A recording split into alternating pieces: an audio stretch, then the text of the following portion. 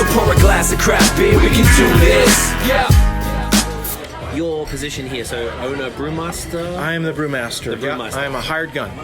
Okay. I love it. Can you give us some history? Like, we found that a lot of our listeners and viewers really enjoy hearing the stories of how people got to where they are in the beer world. And being a brewmaster is kind of like, you know, where a lot of people aspire to be at.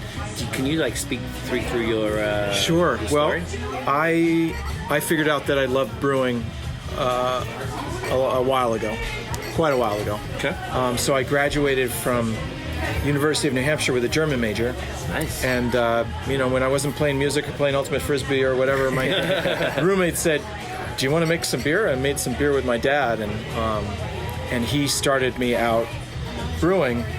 And because we were young and unemployed and the skiing might be better somewhere else, we ended up both going out west. I ended up in Utah, and he ended up in Wyoming and then Utah. Right. And when the powder skiing wasn't fantastic, we were making beer. Right. It's a good life. So that's where it started, and it just, you know, each year we collected more stuff and made more beer, and most of the time we were doing it from all grains. So we were starting from scratch and pretty much doing what we're doing today, going through a step mash and really converting all that we could out of the grain. And I just happened to try to find brewing ingredients cheaper by going to a local brew pub. Right. One of the ski patrollers knew the head brewer at a small brewery in Salt Lake called Squatters. Okay. And at the time, homebrewing was illegal in Utah. It was hilarious. They're crazy out there. But you could go and buy grain a pound at a time in a little Ziploc bag. Oh, wow. But with the amount of beer we were making, you know, Yeah, I was a lot of getting 20 Ziploc bags to make a batch of beer. So I was like, well, maybe I could try to buy a bag of grain and make some beer. And just so happened I'd been living in Montana and going back and forth, and made a beer with some cherries, and it was just gorgeous, beautiful red beer. And Nice. walked by one day and said, oh, here's a beer I made. And they said, do you want to interview for a job? Wow. And I was like, like that. okay. Yeah, I do. So because, you know, their busy time is the winter there when they had basketball close by. Mm-hmm. Downtown Salt Lake is busiest in the winter when it's not as hot.